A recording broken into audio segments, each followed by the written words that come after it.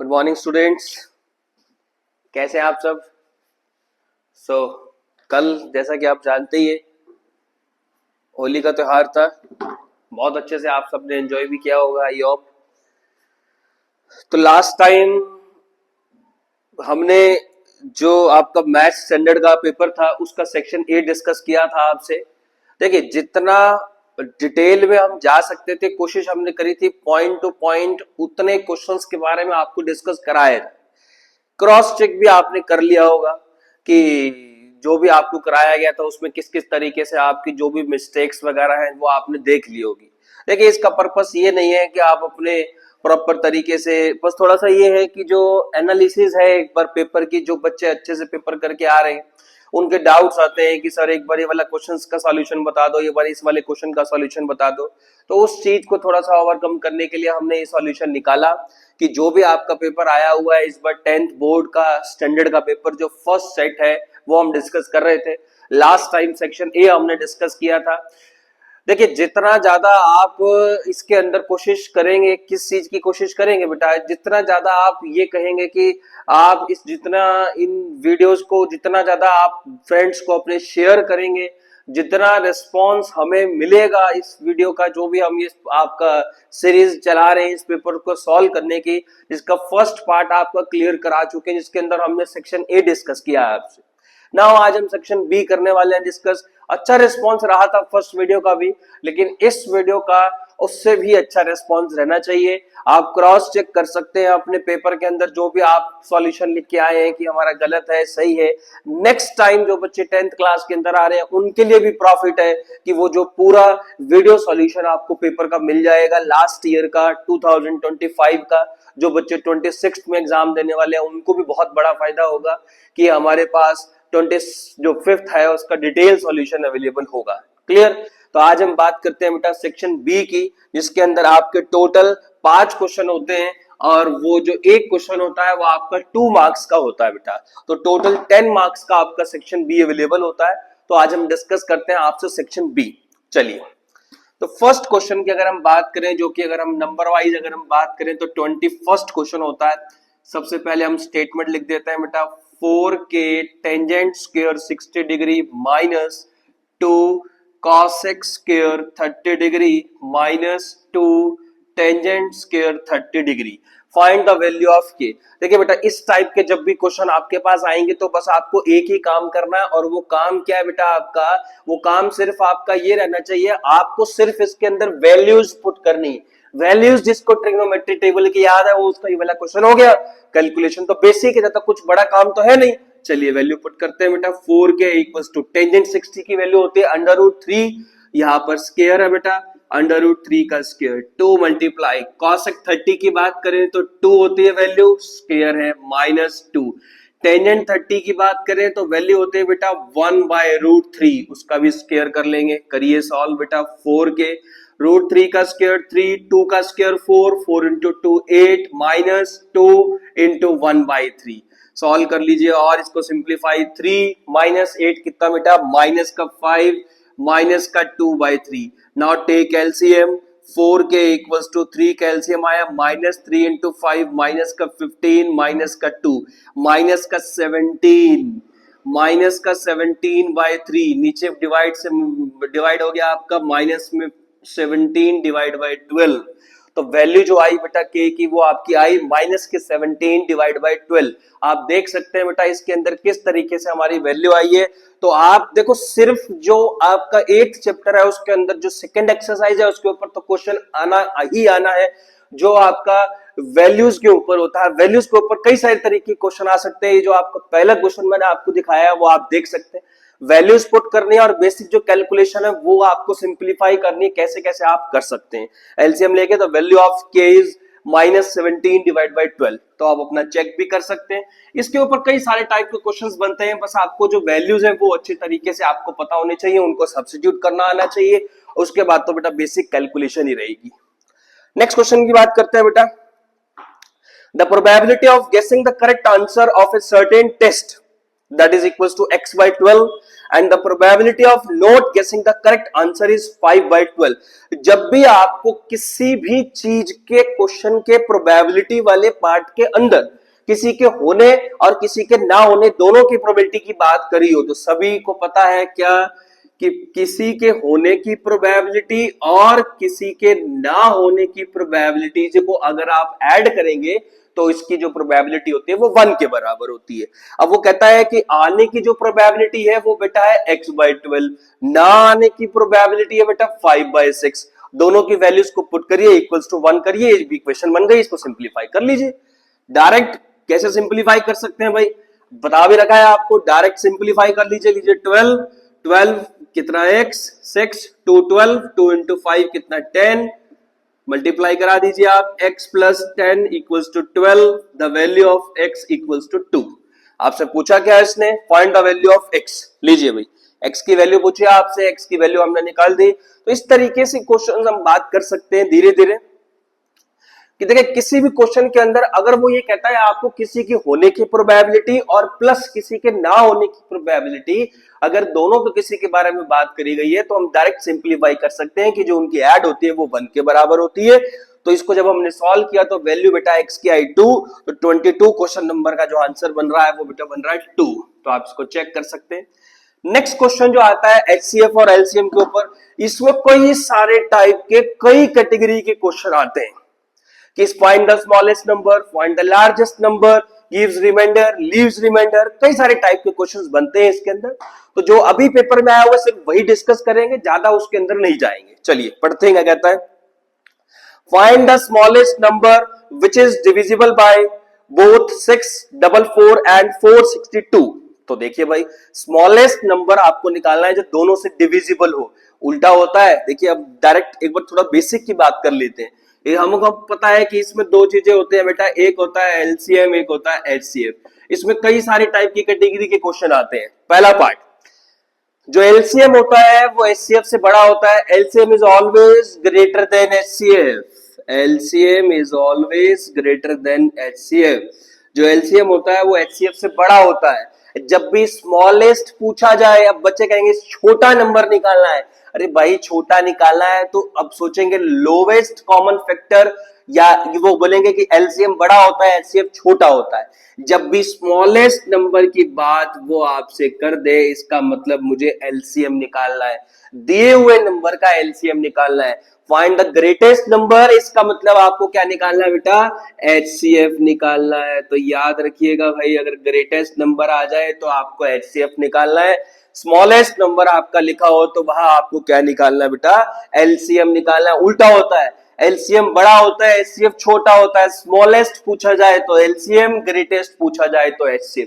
कई सारे कैटेगरी के क्वेश्चंस होते हैं, सारे क्वेश्चंस करने का अभी इस वक्त टाइम नहीं है, वो जब भी कभी टाइम लगेगा तो हम डिस्कस करेंगे। अभी सिर्फ आप ये याद रखिए, ये तो आप कर सकते हैं, ज्यादा कुछ कराने की इसके अंदर खास जरूरत भी नहीं है। आपको दो नंबर दिए बेटा 644 एंड 462, आपको सिर्फ इस क्वेश्चन में क्या करना है, इन दोनों का LCM निकालना है। जो LCM आएगा वही मेरा आंसर होगा।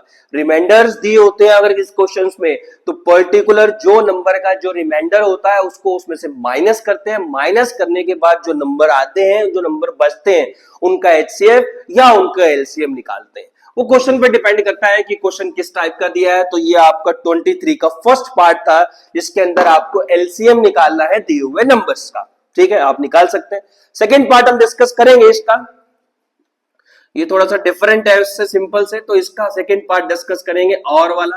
चलिए पढ़ते हैं। कहता है 2 नंबर्स है are in the ratio 4:5।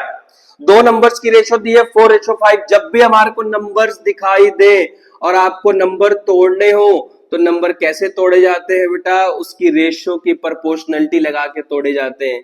Ratio थी 4:5, फर्स्ट नंबर हमने लेट कर लिया 4x, सेकंड नंबर हमने लेट कर लिया 5x। जब भी नंबर्स दिए हो या HCF LCM में से कोई भी वैल्यू दी हो तो आपको एक याद रखना है, क्या याद रखना है भाई, HCF into LCM equals to product of numbers. ये बात अपने दिमाग में घुसा लीजिए क्या, कि जब भी आपको HCF या LCM दोनों में से किसी भी एक की वैल्यू गिवन हो तो आपको क्या करना है बेटा, आपको ये प्रॉपर्टी आइडेंटिफाई करनी है, HCF into LCM equals to product of numbers. ठीक है भाई। अब उनका HCF कितना दिया बेटा, 11 दिया है, सारी इंफॉर्मेशन यहां मेंशन कर लेते हैं। HCF 11 है, ठीक है, HCF 11 है। उसके बाद वो कहता है कि find the LCM of these numbers, आपको एलसीएम निकालना है। अगर मेरे को ये x की वैल्यू पता चल जाए तो काम हो जाएगा भाई। अब सभी एक काम करके बताइए, जो HCF होता है उसका मतलब ये होता है बेटा कॉमन फैक्टर। HCF का मतलब होता है कॉमन फैक्टर जो दिए हुए नंबर्स का। पहला वाला नंबर 4x है, दूसरे वाला नंबर 5x है, इसका मतलब दोनों में कॉमन फैक्टर निकाला जाए अगर, तो साफ दिख रहा है दोनों में जो कॉमन फैक्टर है बेटा वो है x। अगर दोनों में कॉमन फैक्टर x है, कॉमन फैक्टर का मतलब HCF होता है, तो इसके अकॉर्डिंग अगर हम बात करें तो x की वैल्यू कितनी आ गई बेटा 11 आ गई। अगर x की वैल्यू 11 आ गई तो फर्स्ट नंबर कितना बनेगा 4 into 11 that is 44। Second number कितना बनेगा 5 इंटू 11 दैट इज 55। नंबर्स आ गए, प्रॉपर्टीज लिखी हुई है। HCF कितना है 11, LCM निकालना है। फर्स्ट नंबर कितना है 44, सेकंड नंबर कितना है 55। 11 5 जा 55, तो LCM की अगर हम बात करें 5 इंटू 4 20, 0 2 5 4 20 और 2 कितना बेटा 22, तो LCM कितना आ गया बेटा आपका 220। तो यहाँ आपको इस चीज का ध्यान रखना है, जिस भी क्वेश्चन के अंदर अगर HCF या LCM किसी भी प्रॉपर्टीज के बारे में आपको डिस्कस किया जाए, HCF दिया हो LCM दिया हो, तो ये वाली जो प्रॉपर्टी है वो तो आपको लगानी ही लगानी है। ये बात अपने दिमाग में घुसा लीजिए भाई आप। HCF into LCM equals to product of numbers. HCF दिया है 11, HCF 11 दिया है, इसका मतलब ये हुआ कि जो उन दोनों के बीच में जो कॉमन फैक्टर होगा 4 और 5 में तो कुछ कॉमन आएगा नहीं, कॉमन बनेगा बेटा x के बीच में, तो कॉमन फैक्टर x हुआ, x की वैल्यू 11 आ गई, नंबर्स बन गए, फॉर्मूले के अंदर पुट करी वैल्यूज और वहां से हमने अपना एलसीएम निकाल लिया। तो 23 के बी पार्ट का जो आंसर आ रहा है बेटा वो आंसर आ रहा है आपका 220। एलसीएम आपको इसके अंदर फाइंड आउट करना था। नाउ नेक्स्ट क्वेश्चन की बात करते हैं 24th के। 24th क्वेश्चन की बात करते हैं तो देखिए भाई आपको इक्वेशन दी है। इक्वेशन क्या दी है बेटा 4x स्क्वायर प्लस में kx प्लस में 1 इक्वल्स टू 0। उसने कहा find the value of k for which the quadratic equation having real and equal roots. जब भी हम बात करते हैं नेचर ऑफ रूट्स की तो 3 इक्वेशन हमारे को याद आती है। 3 इक्वेशन के बारे में जब भी हम बात करते हैं तो हमें जब भी रियल और नेचर ऑफ रूट्स की बात करी जाती है तो हमको डिस्क्रिमिनेंट का नाम याद आता है। डिस्क्रिमिनेंट का क्या फॉर्मूला होता है भाई b square minus 4ac। 3 type के क्वेश्चंस होते हैं इसके अंदर। जो रूट्स होते हैं वो तो या तो रियल और इक्वल होंगे या नॉट रियल होंगे या रियल एंड डिस्टिंक्ट होंगे। यहाँ रियल एंड इक्वल है, रियल एंड इक्वल वाले केस के अंदर डिस्क्रिमिनेंट कितना होता है 0। बी की वैल्यू देखें तो k स्क्वायर माइनस में 4 इंटू a इंटू सी, तो 0 equals to k square minus का 16। इसको सिंप्लीफाई करने गए k square equals to 16, k equals to 4। गलत है ये, यही गलती तो दिखानी है आपको बेटा कि k स्क्वायर की वैल्यू अगर 16 के बराबर है तो k की वैल्यू 4 आएगी। यहां तक लिख के आते हैं और फिर कहते हैं हमारा तो ठीक था जी, नंबर तो दिए नहीं। अरे भाई नंबर काहे मिलेंगे आपको जब k स्क्वायर की वैल्यू 16 है तो k की 2 वैल्यूज आएंगी, एक प्लस और एक माइनस। k की वैल्यू आएगी प्लस माइनस 4। यही आपको ध्यान रखना है बेटा कि अगर आपके पास कोई स्क्वायर क्वांटिटी है उसकी वैल्यू किसी के बराबर है तो जब स्क्वायर हट के उधर रूट जाएगा तो 2 आंसर्स देंगे, एक पॉजिटिव एक नेगेटिव। प्लस 4 का स्क्वायर भी 16 होता है और माइनस 4 का स्क्वायर भी कितना होता है बेटा 16। तो ये आपको याद रखना है ध्यान से। नेक्स्ट इसके और वाले की बात करी जाए, ये भी मैं आपको बता चुका हूं पहले ही, जो फर्स्ट सेक्शन में भी शायद ऐसा क्वेश्चन आया है। इस इक्वेशन के 2 रूट्स है बेटा अल्फा और बीटा। बिना देखे बिना सोचे समझे एक ही काम करना है आपको। जब भी रूट्स अल्फा और बीटा दिए हो तो alpha plus beta minus B by A, alpha into beta C by A. तो 2 वैल्यूज अवेलेबल है अल्फा प्लस बीटा की और अल्फा इंटू बीटा की। दोनों वैल्यूज का यूज करके जो भी दिया हो उसकी वैल्यूज निकालनी है। अब किसकी वैल्यू निकालनी है देखते हैं। अल्फा की पावर 4 बीटा का क्यूब प्लस अल्फा का क्यूब बीटा की 4। सिंप्लीफाई करिए, इन दोनों फॉर्म में लेके आइए। ध्यान से देखिए, अब अल्फा क्यूब और बीटा क्यूब कॉमन आ गया। पहले में बचा अल्फा, दूसरे में बचा बीटा। अल्फा इंटू बीटा के होल क्यूब को इस तरीके से लिख दिया मल्टीप्लाई अल्फा प्लस बीटा। दोनों की वैल्यू आपके पास अवेलेबल है, आप चेक कर लीजिए। वैल्यूज पुट करिए, अल्फा इंटू बीटा की वैल्यू कितनी है बेटा 3 का क्यूब, अल्फा प्लस बीटा 5, 3 का क्यूब कितना 27 इंटू 5, 7 इंटू 5 35, 5 3, 5 2 10 और 3 13, 7 135। तो ये आपको याद रखना है किस तरीके से हम बात कर सकते हैं। 5 इंटू 7 35, 5 5 2 10 और 3 13, 135। तो ये आपका 24th के जो बी पार्ट है उसका आंसर कितना आया बेटा 135। तो ये आपको छोटी छोटी बातें याद रखनी। देखो बेटा ज्यादा कुछ बड़ा खेल नहीं है, आपको बस चीजें याद रखनी है, कैसे कैसे आपको सिंप्लीफाई करनी है क्वेश्चंस, कैसे कैसे दिखाने हैं आपको क्वेश्चंस। बड़ा आसान क्वेश्चंस होते हैं। अल्फा और बीटा वाले में आपको बस यही याद रखना है कि जो भी आपके रूट्स अवेलेबल हो आप उसको सिंप्लीफाई कैसे कर सकते हैं। Clear? Now last question, prove that the tangents at the ends of a diameter of a circle are parallel। Diagram बनेगा सबसे पहले, ये लीजिए डायग्राम, ये सर्कल का हो गया diameter. Question line by line पढ़ना है। कहता है उसके डायामीटर के एंड पॉइंट्स पे दो टेंजेंट लगाए गए। पहले का नाम पी क्यू दिया मैंने, दूसरे का नाम जो मैंने दिया वो मैंने दिया बेटा आर और एस। आपको ये शो करके दिखाना है कि जो पी क्यू है वो पैरेलल होना चाहिए किसके, आर एस के पैरेलल होना चाहिए। देखिए इन क्वेश्चंस को करने का जो बेसिक प्रोसीजर होता है वो क्या होता है, डायग्राम बनाइए, गिवन लिखिए। गिवन मेरे को प्रॉपर तो मैं नहीं क्लियर बता रहा हूं आप।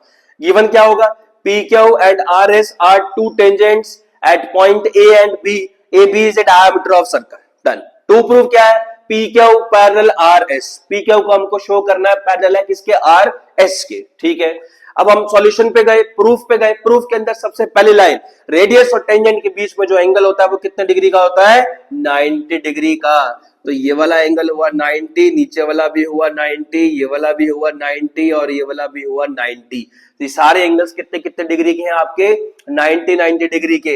अब उसके बाद हमको ये शो करना है लाइंस पैरेलल है। अब लाइंस पैरेलल है तो हमारा जो सबसे पहला काम था, हमारा सबसे पहला काम कहाँ गया, हमारा सबसे पहला काम यहां आया कि अगर हमारी लाइंस पैरेलल होती हैं तो हम एंगल्स की बात करते हैं। तो ध्यान से देखिए, एंगल PAO और एंगल SBO कौन से एंगल है, ऑल्टरनेट इंटीरियर एंगल है। कौन से एंगल है, ऑल्टरनेट इंटीरियर एंगल। दोनों एंगल बराबर है 90 और 90। क्यों बराबर है, क्योंकि रेडियस और टेंजेंट के बीच का एंगल कितने डिग्री का होता है, 90 डिग्री का होता है बेटा।